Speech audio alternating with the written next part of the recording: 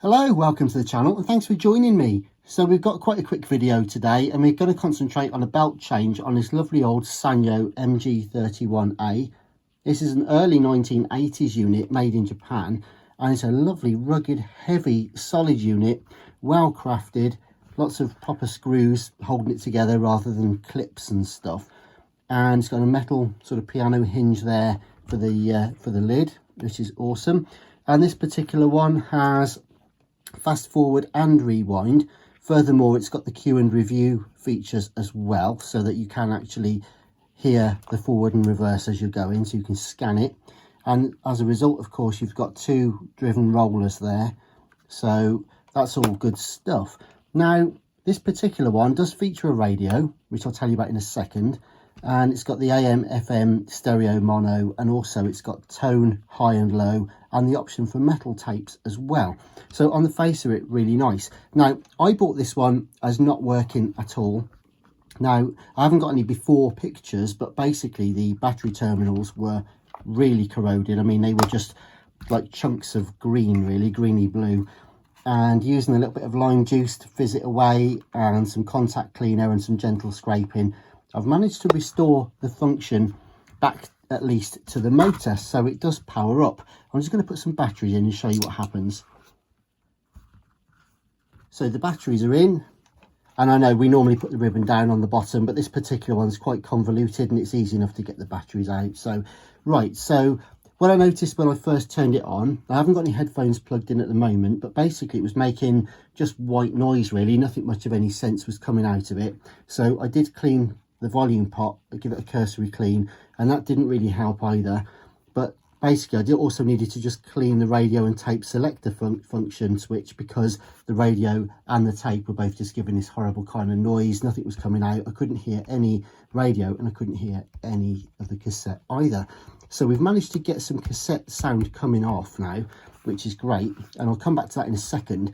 But the radio doesn't work insofar as the dial cord, I think, might be slipping because it feels quite tight and nothing's quite moving across the top there, so it won't tune at the moment. So that's a separate issue that we'll do another day.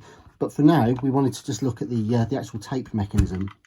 And if I put a tape in here now and press play, remember before it was working okay, it was turning, and so it is now, and now it's stopped. But if I press fast forward and rewind, we can see that's working perfectly well, and then play, you can hear it spinning and slipping. So I think what it is the actual fast forward rewind take up belt, or so the bottom belt is probably nice and strong on this, but I think the top drive belt for the actual play mechanism is probably a bit loose and a bit slipping. So what I thought we'd do today is just go and change that out. So I'm just going to remove the tape and indeed the batteries. Good stuff. Right, so we'll move this onto a towel just to protect the face.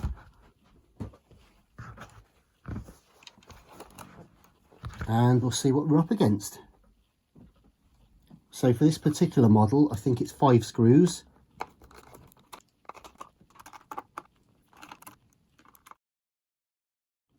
So that's 5 screws out. I don't think we need to take any of the others out at the moment. So to remove the back, lift up, be careful about the switches on the top panel there. So just lift clear of those. It comes away with no attachments to the back, just a little bit of shielding on the back there, which is stuck on anyway, so no worries about that. Right, so we move inside, and it's quite funny actually. Look, I can see, I don't know if that's somebody been in it in years gone by or not, but there's a definite fingerprint on that shield. Over time that's kind of like burnt in or oxidized in or something. So if you recognize that thumbprint, say hello. Anyways, so we'll get the shield off, and I think there are just 2 screws to the back. So just get this metal plate off. This was back when things were made really well, nice and sturdy. It's just a little bit of sticky foil these days. Right, another screw just there, which again is the same screw as the one for the shield. So the next thing we want to do is get access to the belt. As I say, there are two belts, and you may be able to see them just inside, but in any event, a little bit tricky, potentially with some tweezers. You may be able to get in there and struggle to do it, but I think what we'll do is actually see if we can get this board away, and I'm hopeful that if we can, right, okay, so we've got contacts there, I think, for the motor, and we've also got the head contacts soldered onto there. Actually, there's your power supply too, just there. So I'm wondering if perhaps, yeah, we may be better off just desoldering these two first, and that hopefully will allow us to rotate the board out of the way.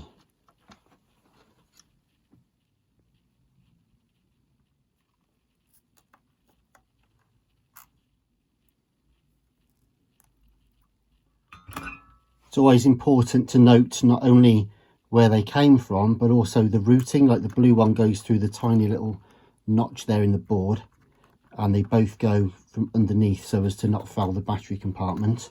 So hopefully, now we've done that, yep, we can open it up, a bit like a book really. So here we can see there's your LA3160 chip there, the 3361 just there, and we've got a TA7640AP just there. Right, so this will allow me hopefully to look at some point at the tuning cord just there. But in the meantime, well, the first thing we want to look at, to be honest, is just see if we can actually get in here and sort these belts. Okay, so we've got the two belts. We've got the main drive belt, and then we've got the sort of forward and reverse belt as well, which actually feels okay. Yeah, but I can feel, if I just hold the motor pulley, it's marginal on drag. So I think what it is it's turning when there isn't a cassette in there, but then as soon as you put the extra torque that's required to pull the cassette, or to actually drive the reel, I should say, I think it doesn't want to play ball. So there's the top one, and that can sneak out now through there, and you may be able to see, if I just put my hand across the front, just slightly deformed there, you might see a bit of a teardrop shape.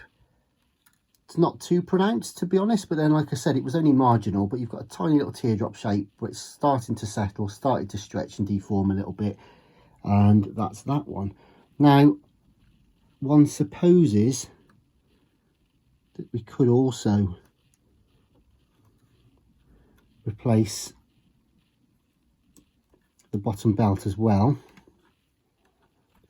using exactly the same extraction method, which is like so, because to be honest, that one's not so critical. We'll use a decent precision cut belt for the top one, but I've probably got one this size for the bottom that we can use. So I'm going to go and dig out some belts, and we'll get those on now. So I've just found a couple of new belts, and they are just marginally smaller and obviously without the teardrop shape in them, so that's going to be helpful. I've also just gently peeled back the head cable as well from that notch, just to allow us to open this back so we can get to it. Furthermore, I've also just taken that second screw out of the guide there for the flywheel, just to allow easier access, to be honest. And also in a bit we'll just put a tiny little bit of grease just on the back plate there, just to help the bearing surface. But it's spinning nicely, so that's great. Anyways, the first one then we'll put in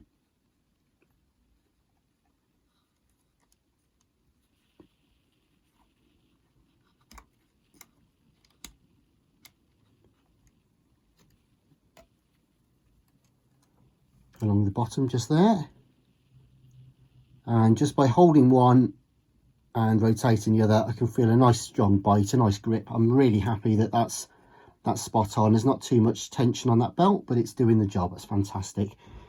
Right, so the second one then, basically is around the motor and the top groove of the flywheel, like so, and we just check that for trueness, make sure it's not twisted or anything like that. And now we can see that if we turn the motor manually, this one here is actually turning as well. Everything's connected up nicely. That's perfect. So I'm just going to put a tiniest little drop of grease on the bottom of the keeper there. To be honest, I think it's a nylon block anyway, so it's self-lubricating really, but there we go. So I'm just going to get these 2 screws back in.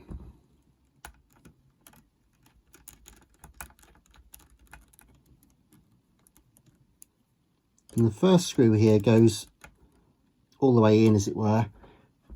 The second one, you can see that that's locked the flywheel now. So we just back that out just till there's a tiniest little bit of float, about 1/10 of a millimetre that is, and you'll see that that's turning nicely. That's not impeded now, and you can put a little bit of paint or glue or something on there if you want to, just to stop it from coming loose over time. But there you go, good stuff. So all that remains now is to fold the board back over, and then we'll solder the 2 wires on, and that will be that. I'm just going to take a separate quick break here because I'm going to have a quick look at the radio and see if I can do something with that while I'm here. And I can actually see, I think, what the problem is. And yeah, it's a shame because the actual control of the moving knob there is starting to slip. And I hope we haven't done too much damage, or people in the past haven't done too much damage. But basically it would appear that the actual dial, yeah, I'm not going to unscrew it all the way, but it would appear that the tuning capacitor is actually seized up. I'm trying to break the, yeah, it feels really solid. It does feel really solid. Obviously, if that won't turn, then we're in a bit of a pickle. We are in rather somewhat of a pickle, in fact. I don't know why that's wedged. Basically, it's wedged so tightly that even when you turn the control dial, it's just slipping on the rotor there. Now, if we can only break that free, we should be able to, once it's working, I'm hopeful there's enough tension that still feels that dial cord just above my fingernail there is still nice and taut. So yeah, it's a bit tricky this. It doesn't work. You could try soaking it with various things, I suppose.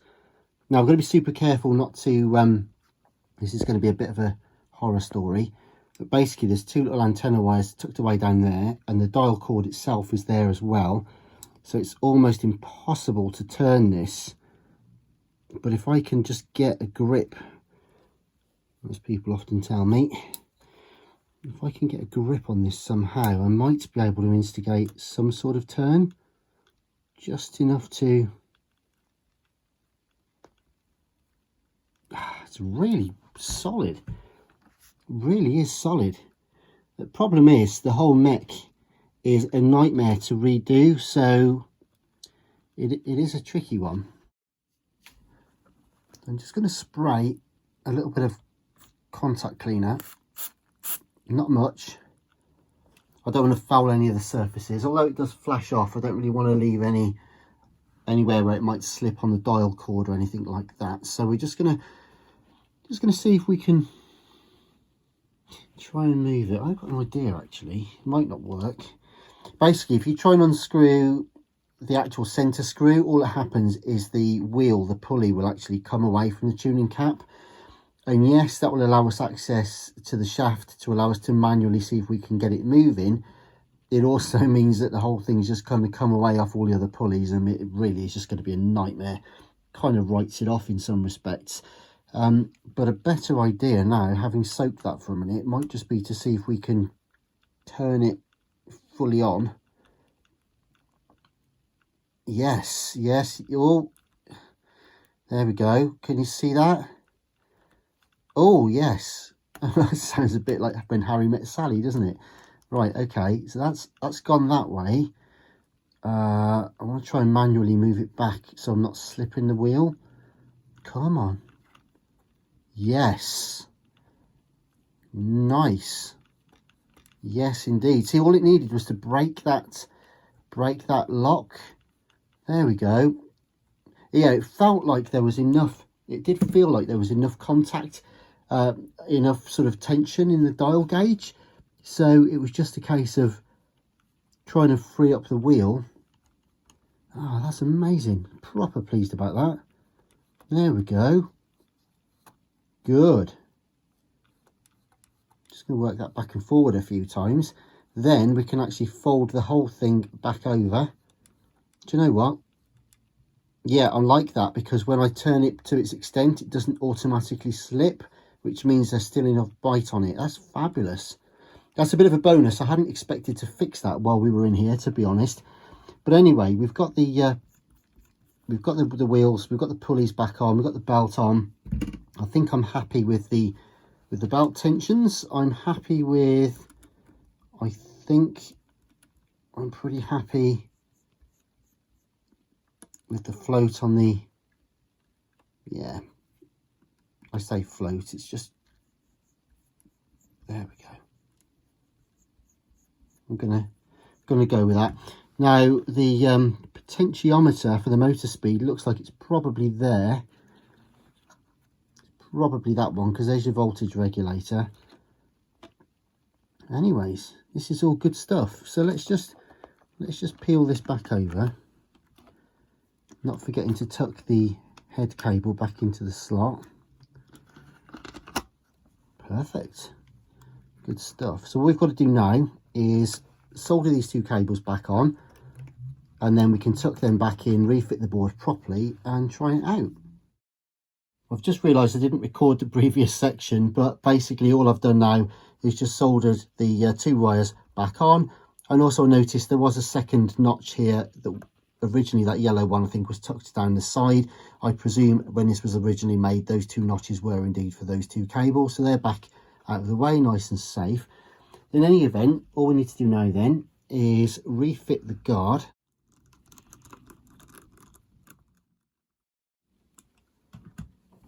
And now might actually be a good time to try this out, I think. So I'm going to put some batteries back in now. And press play, which is fine. That's good. Stop, rewind, fast forward. That's great. Well, we had that before, if you remember, the fast forward and rewind anyway. So now we're going to press play with the tape in, and it should turn. Nope, slipping again. Cue and review, okay. So, I'd be surprised if that was the belt slipping. Maybe that's, maybe it is a bit slow, or maybe it's the clutch. Right, let's get it back open again. Okay, I'm going to press play and see if we can shine a torch down in there. And you can see the wheels, everything's running nicely, everything's spinning well. But as soon as I put a tape in here and press play again,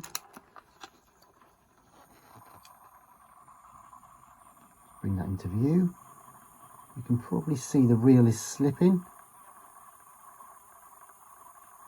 So that looks like it's more of a clutch issue, I think. We'll see if we can adjust the clutch on this.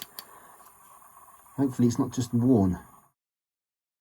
Okay, and a closer inspection, put that little thing there. We've got a little top hat that goes over the top of the back of the spindle there. And yeah, let's just take this belt back off. Best laid plans and all that. It would appear it would appear that there's a split in it. Come on, come on, there we go. So it could be the clutch. It could be the clutch that you can see just there. But unfortunately, I don't know if you'll see it in this light, but there's a tiny little split. There's a tiny split just there. And what it's doing is when it's pressed on, it's actually the extra force required to pin it down actually seems to be spreading the clip instead. So yeah, that's a bit of a shame. I think that's what the problem is. So unless we can find a way of clamping that down, we may well have had it. I've got to say, the felt clutch feels okay. But just going to see if there's anywhere I can put a circlip on that. Yeah, I can't, unfortunately.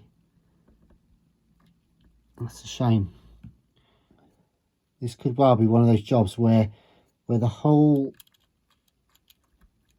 system, the whole stereo won't work purely because of one failed little bit of plastic. I actually had, God, these are fiddly.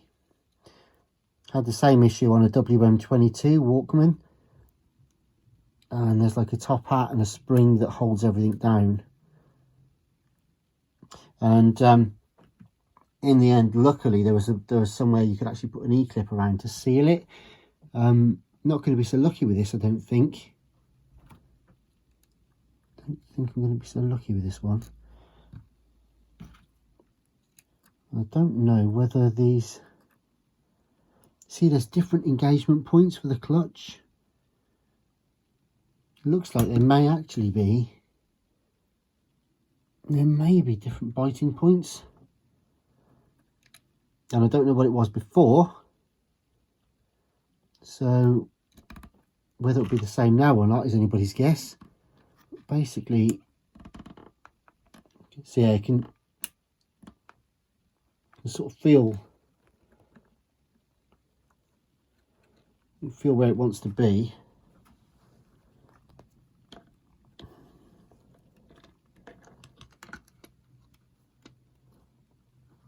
I might actually have to tack some wires on just so that I can power this up, I think.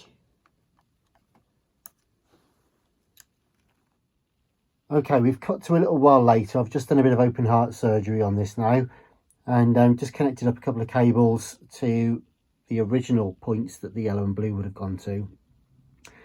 Mix them up inadvertently, but that doesn't matter. Just means that we've got the positive and negative terminals there.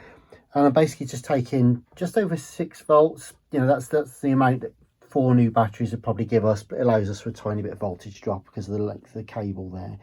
So anyways, I've just hooked that up and had a mess about with the float and the height on this pin here and getting the bite point right, and it seems like it might be working. Let's just play it. There we go.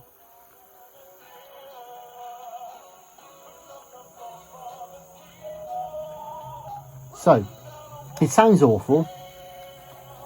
It sounds awful because the shield's not on there, and that, I think, it sort of protects it and earths a few things out as well. I've done it with headphones just now as a trial, and once that shield's in place, it actually really does become a lot louder, and all that background noise obviously does go as well, all the interference and stuff.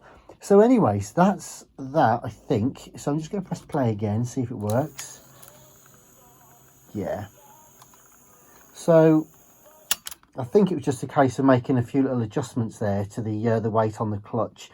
And yeah, okay, so now that's done, I'm going to be brave, I think, now, and take these cables away, refit the board, solder the blue and the yellow wires back on, and try it again with the actual shield in place.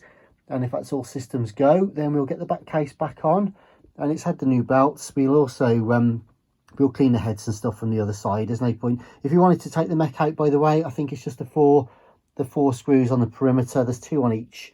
There's 2 tucked away on each side of the case, so the whole mech does come out easy enough should you wish to. but because we were just trying this and we wanted the amp and everything in situ as well while we were trying to sort the playback out, then it was easy enough for us just to leave it in there. Anyways, enough talking, let's get this back together again. So here it is then, the M-G31A from Sanyo, all the way from the early 1980s, made in Japan. Now, this is a bit of a fragmented video, and I only kind of brought you in about halfway through, really. This was a bit of a sorry state when I first got it. I got it in as not working, and sure enough, the battery contacts were really, really bad. I mean, they were just crusty and green, and with a bit of scrape and some acid, they kind of came up really nicely, and it was managed to restore power to the unit. Now, the only thing was with that, nothing actually worked. The radio didn't work, and there was still no audio from the cassette either. So I cleaned the volume pot. That didn't help. It was crackly, but it did help remove the crackle, but the sound didn't come back. So I then turned my attention to the function switch, which just selects between radio and tape. And that did actually start to bring the cassette noise back. I say noise because it wasn't very pretty, to be honest, and the radio didn't work. And what I mean by that was I was turning the dial, but it was absolutely solid, really. Nothing much was happening, just sort of slipping on the thumb wheel, and the actual bar across the top wasn't working. So I wasn't planning on sorting that out today, but whilst we were in there, you know what it's like.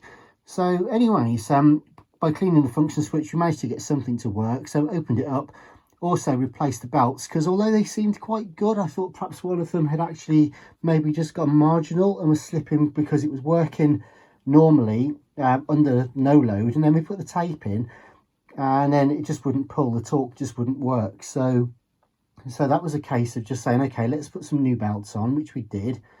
I thought I'd fixed it, and only to find out that it was still the same issue, and it was really just to do with the clutch loading, and the pin that holds the actual sort of clutch mechanism together has got a tiny split in it, and I thought that might have been the problem.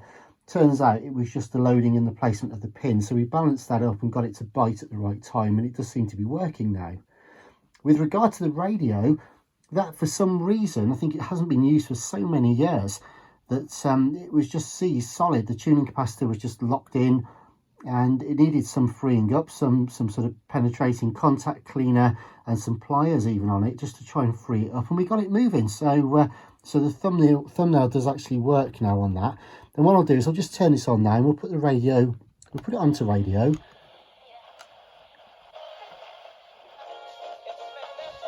And you can hear that that's tuning nicely. In fact, you may even see, the FM stereo light working as well. So that's fantastic. So the radio's working really nicely now, which is an absolute bonus, because I really didn't think we was going to fix that. Anyway, with regard to the tape now, if we press play, and here it is. Cody, of course, being a member of Kid Creole and the Coconuts, here's Ooh That Love Decision. And that's working well now with its new belts and the clutch adjustment. And I'll also just fast forward, and if we stop it, rewind it, stop it, and now play. Side 2 of this BASF Chromium Dark side tape. There we go. Some new names and some new singles. So all working. So against my better judgment, I really thought this was a basket case. At one point when it arrived, I thought this is just going to go straight in the parts bin. And I have to say, I'm just going to move my trusty JSX37 speakers out of the way now. So I just wanted to say that this has turned out to be one of the cleanest and most beautiful examples I've seen in a long time. So considering, as I say, it was destined almost for the parts bin, you know, the radio didn't work at all. The mechanism was frozen. There was no sound coming out from the radio or the cassette. The cassette, when we did get power to it from the dirty battery contacts, wasn't turning the reels. Now we've sorted all of that out. And actually, as I say, there we go. It's turning on demand now, and it's superb.